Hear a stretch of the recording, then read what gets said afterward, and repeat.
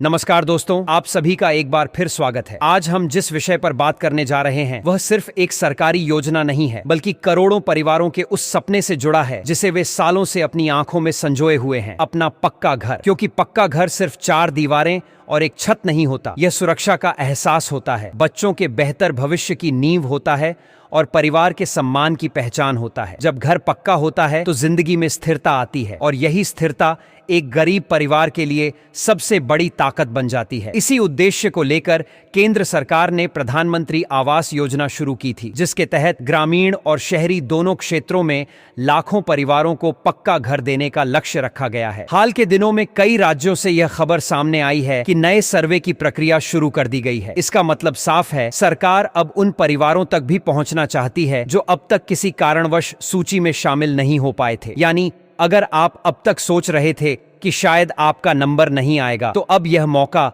आपके लिए भी हो सकता है। इस योजना को 2 हिस्सों में लागू किया जाता है, प्रधानमंत्री आवास योजना ग्रामीण और प्रधानमंत्री आवास योजना शहरी। ग्रामीण योजना का मुख्य उद्देश्य उन परिवारों को पक्का मकान उपलब्ध कराना है जो आज भी कच्चे, जर्जर या मिट्टी के घरों में रह रहे हैं। वहीं शहरी योजना का फोकस उन गरीब परिवारों पर है जो झुग्गी झोपड़ी में रहते हैं या आर्थिक रूप से कमजोर वर्ग से आते हैं और शहर में अपना घर बनाना उनके लिए लगभग असंभव जैसा होता है। अब सबसे अहम सवाल, यह नया सर्वे क्यों हो रहा है? दरअसल सरकार यह सुनिश्चित करना चाहती है कि योजना का लाभ सही और वास्तविक पात्र परिवारों तक पहुंचे। पहले सामाजिक आर्थिक जनगणना के आधार पर सूची तैयार की गई थी, लेकिन समय के साथ कई नए परिवार भी पात्र हुए हैं। इसलिए डिजिटल सत्यापन को और मजबूत किया गया है। आधार आधारित पहचान और ऑनलाइन डेटा मिलान के जरिए पारदर्शिता बढ़ाई जा रही है, ताकि फर्जी लाभार्थियों को हटाया जा सके और असली जरूरतमंदों को मौका मिल सके। अगर आप ग्रामीण क्षेत्र से हैं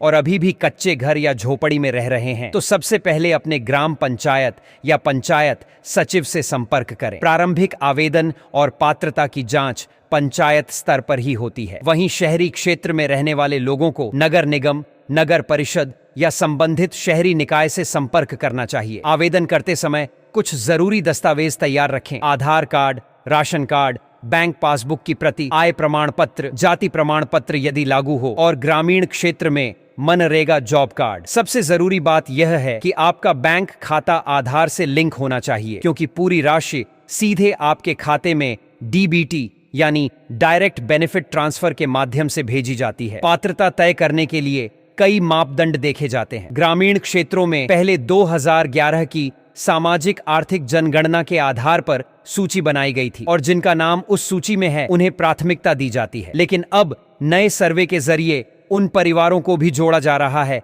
जो पहले छूट गए थे। इसलिए अगर आपका नाम पहले नहीं था तो भी उम्मीद खत्म नहीं हुई है। अब बात करते हैं सबसे महत्वपूर्ण हिस्से की, किस्तों की। योजना के तहत आमतौर पर राशि 3 चरणों में दी जाती है। पहली किस्त घर की स्वीकृति और निर्माण कार्य शुरू होने के बाद जारी होती है। दूसरी किस्त निर्माण की प्रगति देखने के बाद मिलती है और अंतिम किस्त तब जारी की जाती है जब घर पूरी तरह से बनकर तैयार हो जाता है। लेकिन अक्सर देखने में आता है कि कई लाभार्थियों का नाम सूची में होने के बावजूद पहली किस्त नहीं आती। इसके पीछे कुछ सामान्य कारण हो सकते हैं। बैंक खाते की जानकारी में गलती, आधार लिंक न होना, जमीन से संबंधित दस्तावेज अधूरे होना या भौतिक सत्यापन लंबित रह जाना। ऐसी स्थिति में घबराने की बजाय तुरंत पंचायत या ब्लॉक कार्यालय में जाकर अपने दस्तावेजों की दोबारा जांच करानी चाहिए। कई बार छोटी सी तकनीकी गलती बड़ी देरी का कारण बन जाती है। वहीं अगर पहली किस्त मिल चुकी है लेकिन दूसरी या तीसरी किस्त अटक गई है, तो आमतौर पर कारण होता है निर्माण कार्य की जियो टैग्ड फोटो अपलोड न होना या अपडेट में देरी। अब अधिकतर राज्यों में घर के निर्माण की हर अवस्था की फोटो ऑनलाइन पोर्टल पर जियो टैगिंग के साथ अपलोड की जाती है। जब तक यह प्रक्रिया पूरी नहीं होती, अगली किस्त जारी नहीं होती। इसलिए लाभार्थी को खुद भी यह सुनिश्चित करना चाहिए कि निर्माण की प्रगति समय पर दर्ज हो रही है। यानी साफ शब्दों में कहें तो यह योजना सिर्फ कागजों की प्रक्रिया नहीं है, बल्कि एक व्यवस्थित और डिजिटल निगरानी वाली प्रणाली है, जहां थोड़ी सी लापरवाही भी भुगतान में देरी कर सकती है। लेकिन अगर दस्तावेज सही हो, आधार लिंक हो और निर्माण की प्रगति सही तरीके से अपडेट हो, तो लाभ मिलने में कोई रुकावट नहीं आती। अब आगे हम समझेंगे कि नए सर्वे में किन बातों का विशेष ध्यान रखा जा रहा है, किन लोगों को प्राथमिकता मिल सकती है और कैसे आप सुनिश्चित कर सकते हैं कि आपका नाम अंतिम सूची में जरूर शामिल हो, क्योंकि जानकारी ही आपकी सबसे बड़ी ताकत है और सही जानकारी के साथ आप अपने पक्के घर का सपना सच कर सकते हैं। अब अगर हम राशि की बात करें तो यह भी जान लेना जरूरी है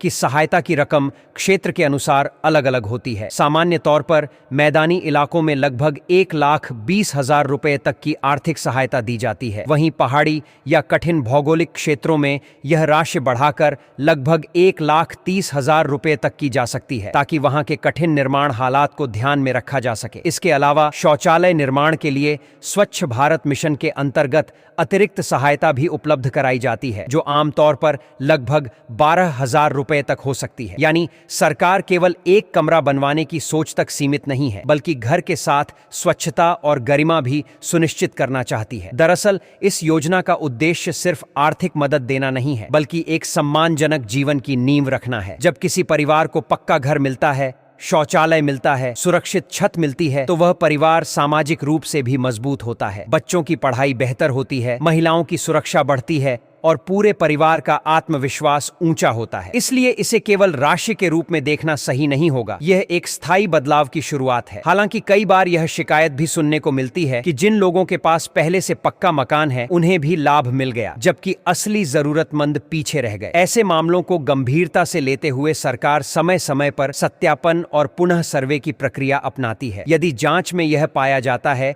कि किसी ने गलत तरीके से लाभ लिया है, तो उसके खिलाफ कार्रवाई भी की जा सकती है। इसी वजह से हाल के वर्षों में डिजिटल सत्यापन और आधार आधारित पहचान को अनिवार्य किया गया है, ताकि फर्जीवाड़ा रोका जा सके और पारदर्शिता बनी रहे। अगर आपका आवेदन लंबित है या सूची में नाम होने के बावजूद राशि नहीं आई है, तो चुप बैठना समाधान नहीं है। ब्लॉक कार्यालय, पंचायत सचिव या संबंधित शहरी निकाय से संपर्क कर स्थिति की जानकारी लेना जरूरी है। कई राज्यों में ऑनलाइन पोर्टल की सुविधा भी दी गई है, जहां लाभार्थी अपना आवेदन स्टेटस खुद देख सकते हैं। इससे यह पता चल जाता है कि मामला किस चरण में अटका हुआ है, दस्तावेज जांच में, तकनीकी सत्यापन में या भुगतान प्रक्रिया में। यह भी याद रखना बेहद जरूरी है कि योजना के नाम पर किसी प्रकार की फीस या रिश्वत नहीं देनी चाहिए। आवेदन प्रक्रिया सामान्यतः निशुल्क होती है और केवल अधिकृत सरकारी माध्यमों से ही की जानी चाहिए। अगर कोई व्यक्ति या एजेंट पैसे की मांग करता है, तो सतर्क हो जाइए, क्योंकि यह आपके अधिकार का लाभ है, कोई निजी सौदा नहीं। यदि आपका नाम पहले सूची में था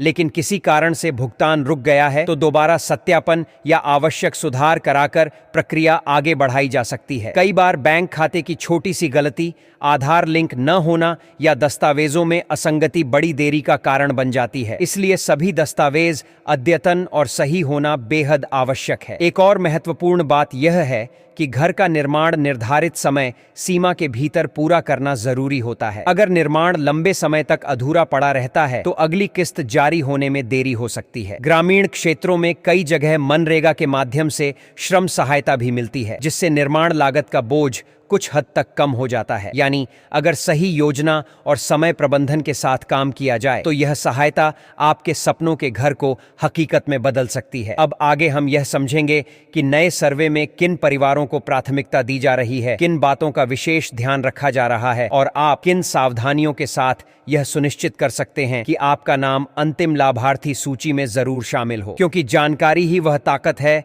जो आपको आपके हक तक पहुंचाती है और आपका पक्का घर उसी हक का हिस्सा